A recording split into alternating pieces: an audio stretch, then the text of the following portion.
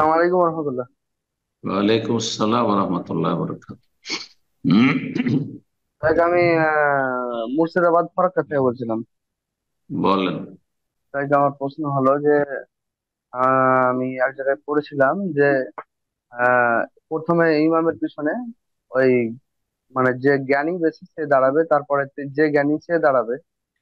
হ্যাঁ, তো দেখ, কিন্তু ওই জায়গাগুলোতে ওরা দাঁড়াতে পারে না, তার আগেই বাচ্চা বা যাদের কোনো জ্ঞান নেই ইসলাম সম্পর্কে, তারা ওই জায়গাতেই হয়তো তাদেরকে সরিয়ে কি জ্ঞানীদেরকে ওখানে আনা যাবে?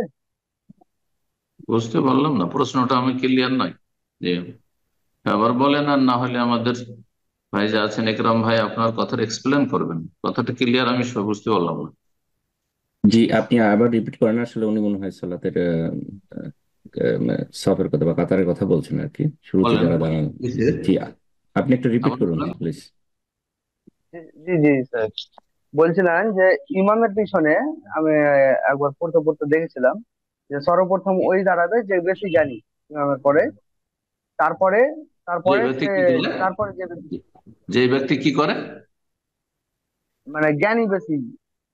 জ্ঞানী ব্যক্তি মানে দিন সম্পর্কে, সালাতের মাসাইল সম্পর্কে, যাতে করে ইমাম জি জি জি জি, মাজুর হয়ে গেলে ইমামতি করে দিতে পারে, ইমামের ভুল হলে ভুল ধরে দিতে পারে ইত্যাদি। জি, জি স্যার, জ্ঞানী জি মানে স্যার, দিন জি স্যার। সম্পর্কে, সালাত সম্পর্কে জ্ঞানী ব্যক্তি। জি। জি লিয়ালিয়ানি জি। মিনকুম উলুল তো আহলামি ওয়ান নুহা। নবী সাল্লাল্লাহু আলাইহি ওয়াসাল্লাম বলেছেন, আমার পাশাপাশি কাছাকাছি যেন জ্ঞানী গুণীরা থাকে। জি। জি, জ্ঞানী মানে কিন্তু দুনিয়ার তার জ্ঞানী গুণী।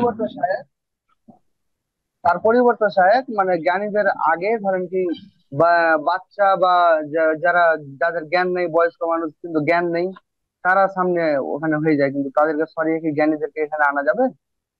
না, তাহলে জ্ঞানীরা কি আগে আসতে হবে? এর মানে এই নয় যে আগে থেকে বাচ্চা চলে এসছে অথবা বা বুড়ো মানুষ চলে এসছে, অজ্ঞ মানুষ চলে এসছে, তো ওকে বলে তুমি সরে যাও, আমি এলাম, আমি বসবো এখানে। না, ওটাই জায়েজ নয়। এখানে বলা হয়েছে যে হে জ্ঞানীরা, হে আলেমরা, হে হাফেজরা, হে কারীরা, হে মসজিদে ইমামতি করতে যোগ্যরা, তোমরা ইমামের কাছাকাছি অবস্থান নাও, মানে আগে থেকে আসো আর আগে থেকে এসে ইমামের কাছে জায়গা নাও। বোঝা যাচ্ছে না? যাতে করে ইমামের কোন সময় এমার্জেন্সি হয়ে গেলে সে সরে গেল, আর তারপরে ইমামতিটা করে দিতে পারলেন আপনি। হ্যাঁ, কোরআন শুদ্ধ পড়তে পারেন, তারপরে আপনি সালাতের মাসলা মাসাইল জানেন, বা সালাতে কোন জায়গায় সহ হইলো, কোন জায়গাতে ভুল হইলো, অথবা কোনো জায়গাতে ইমাম থেমে গেল তেলাওয়াত করতে, আর পারছে না, তাকে আমি লোকমা দিয়ে এগিয়ে দিলাম, হ্যাঁ, সহযোগিতা করলাম, এগুলো যারা করতে পারে। কিন্তু এর মানে এই নয়, তবে একবারে বাচ্চারা এসে গ্যাদারিং করবেন ইমামের জায়গাতে, আগে থেকে এসে বাচ্চারা বসে আছে আজানের আগে থেকে, না না। ওরা বাচ্চারা একটু ডানে বামে বসবে, যাতে করে এইরকম জায়গাতে এমন যোগ্য ব্যক্তি বসে। ওই রকমই যারা গুনাহগার, হ্যাঁ, বিভিন্ন গুনাহে জড়িত রয়েছে, মুখে সিগারেটের গন্ধ আসছে, জর্দার গন্ধ আসছে, হ্যাঁ, শরীর কাপড় চোপড়ে এত ময়লা আছে যে গন্ধ আসছে, আর ইমামের কাছাকাছি এসে বসছে, না, এদের জন্য উচিত নয় যে ইমামের কাছাকাছি এসে বসে, একটু দূরে সরে বসে। জি।